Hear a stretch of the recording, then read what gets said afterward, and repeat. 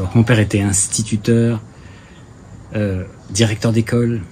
C'était un enseignant qui adorait son métier, vraiment. C'était sa vie, en fait. J'ai été son élève, ce qui n'était pas facile. Donc pour moi, l'école, c'est mon père. Et puis c'est mon grand-père, parce que j'ai su par mon père que mon grand-père aussi était directeur d'école et le père de mon grand-père. Donc c'est vraiment une famille d'enseignants.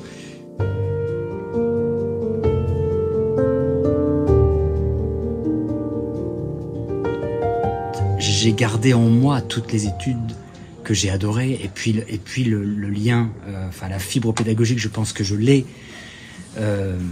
malgré tout, même si je n'enseigne plus, enfin en tout cas pas de la même façon. Et la façon que j'ai d'investir maintenant, de rentrer dans les classes me convient tout à fait. Ce que je fais avec les élèves, le fait de leur proposer d'écrire, que je participe moi-même à l'atelier en tant que participant et donc en tant qu'écrivant, ou que je ne fasse qu'animer, ça dépend des ateliers en fait. Voilà, j'ai trouvé ça vraiment passionnant parce qu'il y a vraiment cette transmission qui est double, de moi à eux, mais de eux à moi évidemment. Et donc ça, ce rapport-là, j'adore faire ça. J'adore faire ça parce que ce qui est formidable, c'est le rapport à l'écriture de théâtre et c'est le rapport à l'imaginaire. Ouvrir leur imaginaire, ça, moi, je trouve ça extraordinaire. C'est la personne qui n'accède pas à son imaginaire, elle n'accède pas tout à fait à sa réalité, à sa vie, à sa puissance, et il y a peut-être des éléments qui lui manquent dans ce rapport à la société et à son fonctionnement dans cette société en fait. Et moi mon travail, comme le travail de tout artiste, voilà, c'est pas moi, il est focalisé sur l'écriture, mais il consiste vraiment à ouvrir ses œillères. J'en ai aussi moi des œillères forcément, et elles s'ouvrent aussi quand je travaille avec eux. Ben oui, moi j'essaie de faire ce que je peux, et il n'y a pas une classe qui ressemble à une autre, et quand j'arrive, à chaque fois c'est une première fois pour moi. J'arrive avec tout ça en tête, c'est-à-dire ce désir de leur faire découvrir le plaisir que c'est de jouer avec sa langue, de jouer avec les mots, de comprendre un tout petit peu sa langue, d'ouvrir son imaginaire, d'être en relation avec les autres. Je suis sur le domaine du théâtre, beaucoup. Et donc du coup le théâtre c'est jouer, c'est jouer avec l'autre, c'est écrire pour jouer. Et donc ça j'ai ça en tête, c'est leur faire prendre conscience de ce plaisir-là. Et pour ça, il faut vraiment que je m'astreigne à arriver sans a priori, sans idée préconçue. J'essaie de proposer à chacun de trouver son chemin. Libre à lui de le trouver. Moi, je peux pas en trois séances savoir quel est le chemin d'Isabelle, quel est le chemin de moi, j'en sais rien. Mais j'essaie de créer les conditions pour qu'ils aient envie de le chercher, ce chemin, et de le trouver. C'est un rapport au monde, en fait. Alors, l'art, ça permet ça permet de trouver sa place dans le monde. Moi, j'ai trouvé ma place grâce au théâtre. Ça m'a sauvé le théâtre. Ce que j'aime beaucoup dans mon métier, d'abord, j'aime beaucoup mon métier, et je le dis aux élèves que je rencontre, parce que je pense que c'est important de le leur dire. Je leur dis, écoutez, j'ai la chance d'exercer un métier qui me passionne.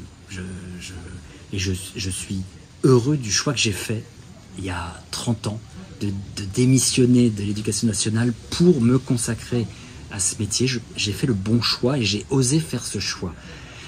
Il nous apporte énormément, mais ce qui est frustrant parfois pour nous, c'est de ne pas savoir, de deviner que ça leur apporte, de le constater parfois, mais pas toujours. La première fois qu'ils sont entrés c'était à la médiathèque de Montreuil, donc la première fois qu'ils sont entrés dans la salle, j'ai vu arriver des jeunes gens, jeunes garçons, jeunes filles, qui n'avaient pas forcément envie d'être là, et qui me le faisaient bien comprendre.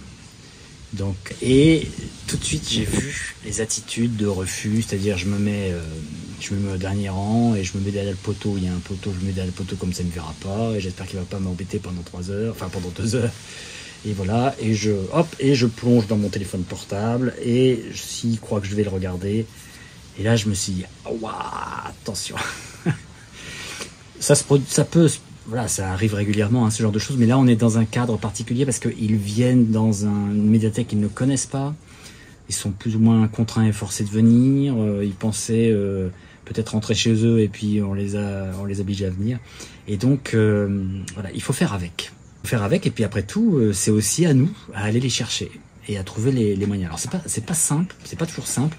Alors j'ai pu m'appuyer sur cette pièce qui s'appelle Les yeux d'Anna et qui, l'expérience me l'a montré, fonctionne bien auprès des ados. L'histoire d'une jeune fille qui est harcelée au lycée, et ce personnage, cette thématique, les personnages de la pièce, le rapport avec les parents d'Anna, ça marche toujours très bien.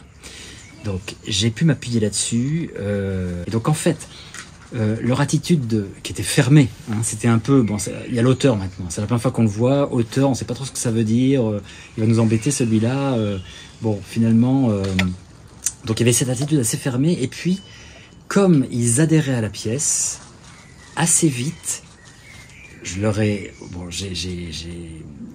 j'ai repéré les quelques attitudes fermées devant lesquelles je me trouvais, mais je me suis appuyé sur les attitudes ouvertes. Parce que dans une classe, forcément, il y en a qui sont fermés, mais d'autres qui sont ouverts. Donc il fallait chercher ceux qui sont ouverts pour tenter de ramener toute la classe. Et grâce à l'adhésion qu'ils avaient pour la pièce, j'ai pu m'appuyer sur ceux qui étaient ouverts et qui m'ont posé des super questions. Et en fait, cette première séance qui était normalement consacrée à l'écriture, elle a été essentiellement consacrée aux questions-réponses et à un échange. Et je me suis dit, on y va, quoi, on y va. Il faut pas que je zappe ça. Il y a une demande, il semble y avoir une curiosité de leur part de savoir un peu ce que c'est qu'un auteur. Et ils m'ont posé des questions. C'est une classe de seconde, donc il y a déjà une certaine maturité. Hein. Ils m'ont posé des questions qui étaient vraiment intéressantes. C'était pas combien vous gagnez, qu'on peut entendre parfois, et qui est une question qui a son importance aussi. Mais c'était vraiment des questions sur l'écriture, sur la pièce. Pourquoi j'ai écrit sur ce thème-là, quel rapport j'avais au harcèlement, est-ce que c'était une histoire personnelle ou pas, et puis mon métier, l'écriture. Donc en fait, le lien, il s'est bien fait. Et les quelques-uns ou quelques-unes qui avaient cette attitude de désinvolture affichée, en fait, au bout ils sont rentrés dans l'échange.